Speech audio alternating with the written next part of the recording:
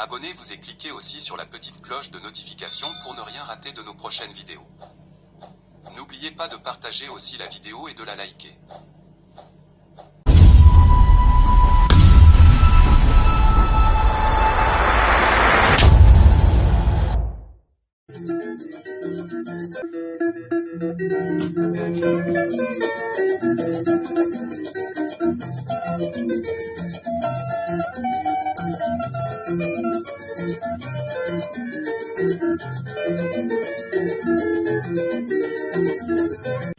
Bonjour, suivez Afro Congo News Sport.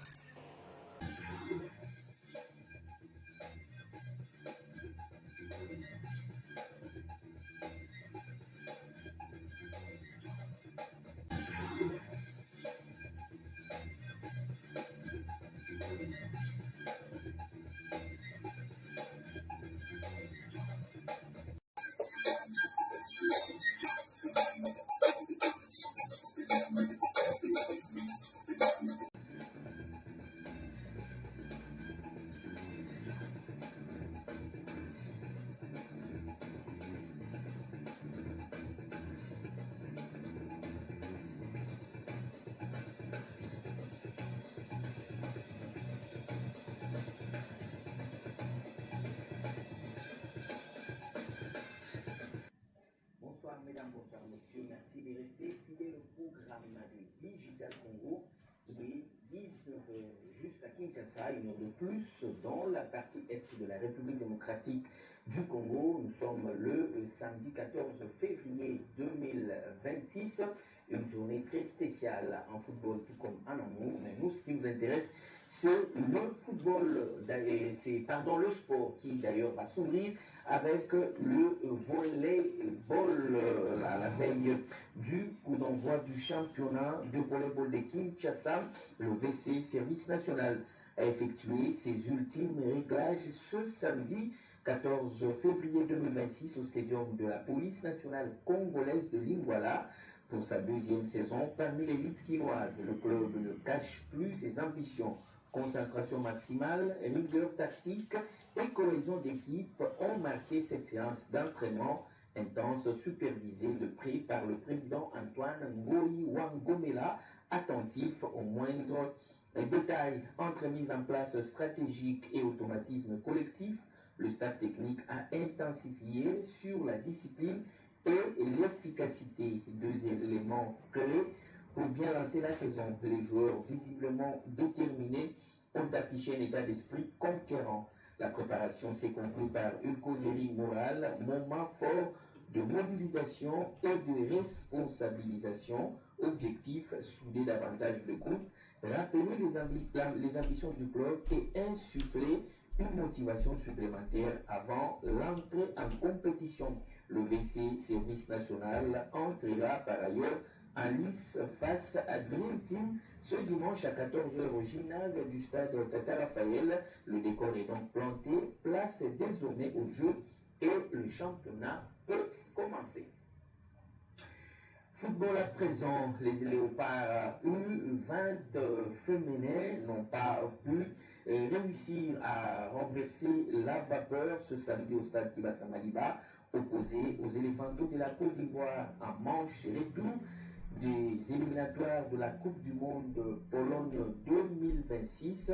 Toutefois, les Congolaises se sont imposées 1-0, insuffisant toutefois pour poursuivre l'aventure portée par leur public. Les protégés de Sandra Makombele ont affiché des bonnes intentions dès l'entame. Leur détermination sera récompensée grâce à l'unique réalisation de Grace Kalumba qui a permis à la RDC de s'offrir une victoire d'honneur, mais le retard accumulé à l'aller n'a pas pu être comblé, scellant ainsi l'élimination des Léopards U20, comme l'a souligné la sélectionneuse de cette équipe nationale des Léopards de moins de 20 ans en conférence de presse d'après-match, Sandra Makombele, et je vous propose d'écouter dans cet extrait.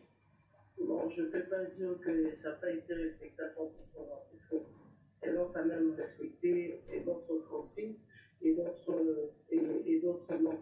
Mais si je pense qu'elles ont plus fauché côté physique. La Côte d'Ivoire a été physiquement au point par rapport à la nôtre. Ça, c'est sûr. Je ne sais pas si vous avez remarqué le moment où il y a une baisse de régime. Et c'est là où on a vraiment fauché. Là-bas, je pense que l'équipe a été sous pression premièrement et joué à l'étranger. Mais aujourd'hui, elles ont mieux joué par rapport à Abidjan. Elles ont mieux joué, en tout cas, elles ont donné le même milieu. Ça n'a pas été. On est allé chercher de corriger, on a travaillé et corriger notre faille. Corriger notre faille, ça n'a pas été.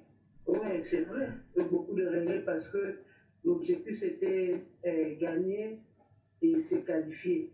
C'est vrai qu'on a gagné ici, mais on n'est pas qualifié. En tout cas, il y a un peu de regret par rapport à cela. Mais je pense que l'équipe est en progression et nous allons continuer de travailler en tout cas. Je ne sais pas si vous avez remarqué un moment, on était en train d'insister. Il y a un moment, ils sont allés encore jouer bas. On leur demandait d'y monter, mais ils étaient trop bas. Sortez, mais ils étaient trop bas. Et tout ça, là, ça a causé aussi le tort. Parce que l'objectif, c'était de jouer vers le haut, aller vers l'avant. Mais il y a eu un moment où ils jouaient trop bas. Et c'est là où ça posait beaucoup de problèmes aussi. Ouais, c'est un petit qu'on devient grand. Hein. C'est un petit qu'on et son forgeron qu'on devient forgeron. Et je pense que ça me permet aussi, moi, premièrement, de grandir dans d'autres choses parce que ce n'est pas facile de se trouver dans de telles situations. Mais ça nous a aussi donné des leçons qu'on ne peut pas regretter aujourd'hui parce que là, je les avais bien dit. Si le match s'est terminé là-bas, 2-1, ici avec 1-0, on devait normalement se qualifier. Parce que là-bas, on a joué, au deuxième temps, on a joué en sécurité numérique, en sécurité, mais je les ai dit, chercher de marquer, de réduire même le score. 2-1 et chez nous, avec 1-0, on sera qualifié. Donc, c'est des choses que ça va nous permettre, nous, d'y apprendre comme leçon. Sandra Makombele dans cet extrait choisi par Gad Moukiako. Mais malgré cette élimination, les léopards U20 peuvent tirer des enseignements positifs de cette double confrontation. Le potentiel est réel et cette expérience internationale constitue un socle important pour la progression du football féminin en République démocratique du Congo. En face, la sélection ivoirienne a su gérer son avantage avec maturité et discipline tactique. À l'issue de la rencontre, le sélectionneur ivoirien Mathieu n'a pas caché sa satisfaction. Il est revenu sur la qualification de son équipe, saluant la rigueur dans la préparation, la cohésion du groupe et les valeurs de combativité affichées par ces joueuses tout au long de la campagne. On va parler interclub de la CAF à Kigali, au stade Amaoro. Le FC Saint-Éloi Lupopo s'est incliné face à Al Hilal d'Omdurman et quitte sur la compétition. Une défaite cruelle mais pleine de courage et de détermination. Les cheminots ont pourtant démarré prudemment. Quelques occasions sont créées, notamment par Tukumbane, mais Al Hilal domine et multiplie les corners. À la 24e minute, sur un contre, Steven Ebola, ancien de Maniema Union, ouvre le score. Le Popo subit des blessures et les expulsions. Mavungu et Issama Peko doivent sortir et le défenseur central sénégalais écope d'un second carton jaune. Le Popo termine donc la première période à 10. Malgré l'infériorité numérique, le Popo reprend le contrôle. Tuité, Djoumekou et Latif multiplient les occasions. À la 73e minute, un superbe but de Djoumekou est refusé pour un hors-jeu très contestable. Al Hilal est également réduit à 10. Les cheminots poussent jusqu'au bout, mais le score ne bouge pas. Le FC Saint-Éloi Popo s'incline donc 1-0, mais quitte la compétition la tête haute, ayant livré une bataille exemplaire sur le continent. Et en Coupe de la Confédération, à la veille d'un match décisif, l'AS Maniema Union promet le feu face à Nairobi United pour la dernière journée de la phase de groupe de la Coupe de la Confédération. L'entraîneur Papi Kimoto et le vice-capitaine Chavré Onoya assure tout sera mis sur le terrain pour décrocher la première qualification historique du club en quart de finale. Et pour l'instant, je vais vous proposer ce qu'a été la conférence de presse, bien sûr, d'avant cette rencontre décisive entre Maniema Union et Nairobi United. C'est un match très décisif pour nous, où on n'a pas une autre issue. Et les gardiens de c'est entre nous. Donc, on connaît ce qu'il faut faire. Et on a eu une grosse semaine de bien préparer ces matchs. On n'a pas une autre issue que les derniers matchs. Et mes joueurs sont très motivés, nous aussi, ainsi que les dirigeants. Tout le monde travaille dans la même direction.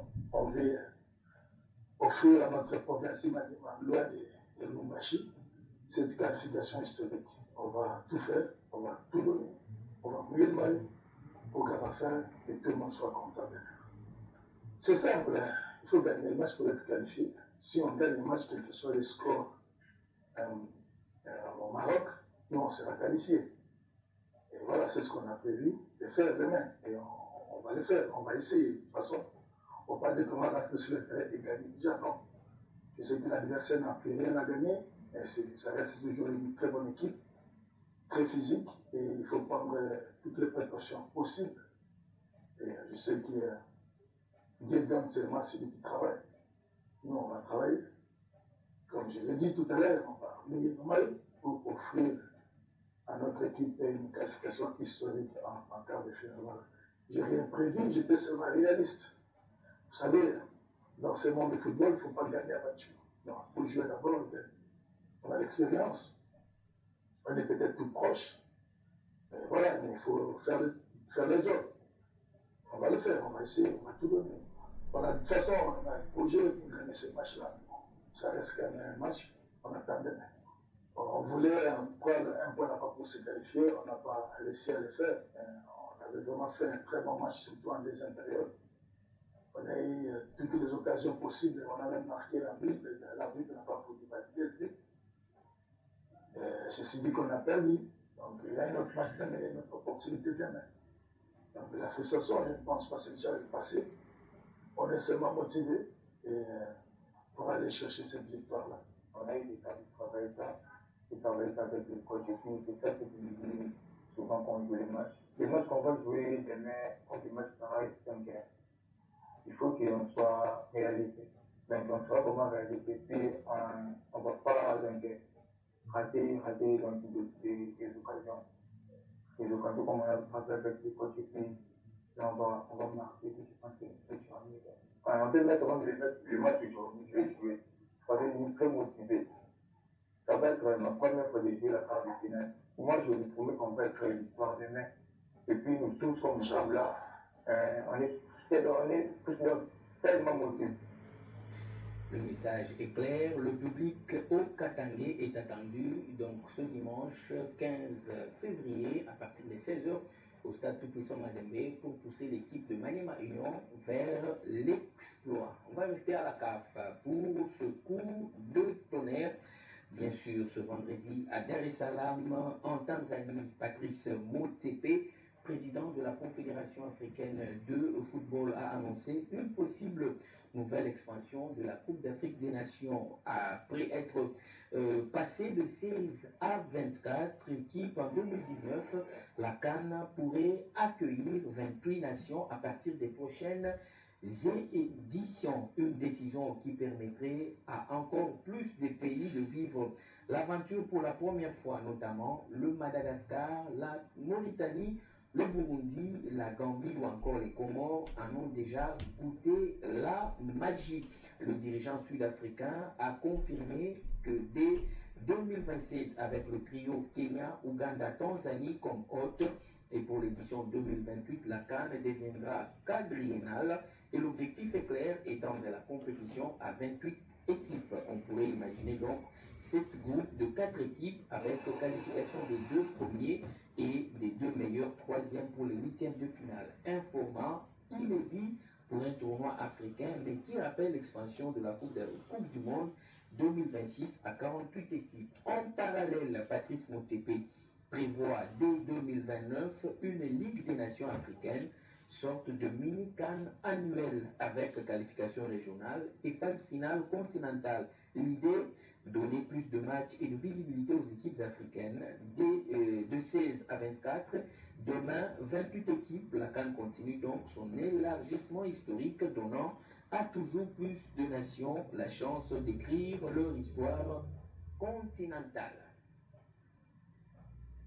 Au pays, c'est un coup de tonnerre dans le championnat national de la Ligue nationale de football. Le dernier club Motema Pembe perd 24 points au classement de l'Illico Cash Ligue 1.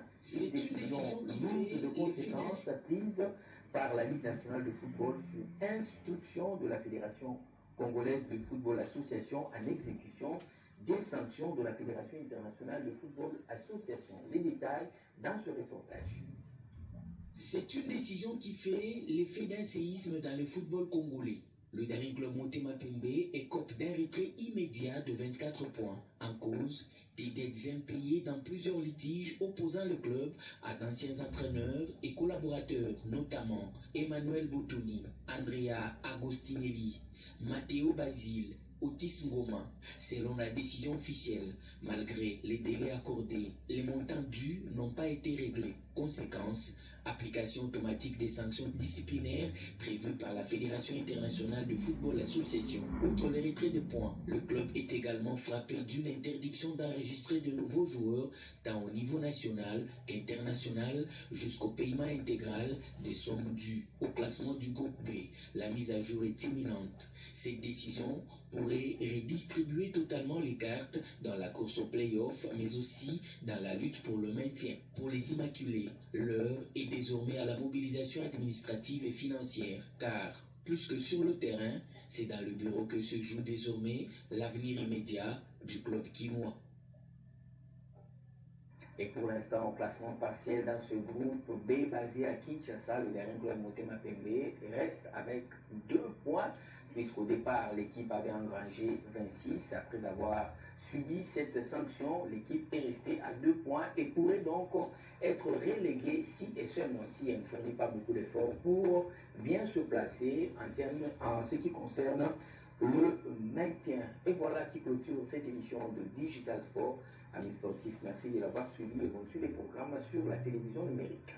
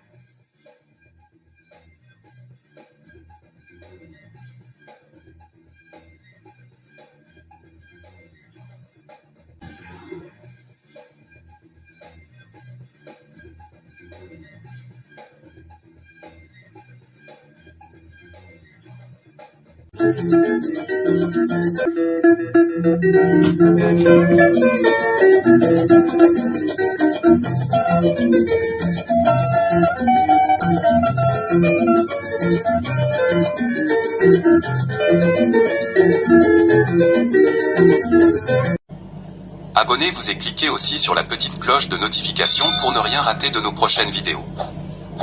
N'oubliez pas de partager aussi la vidéo et de la liker.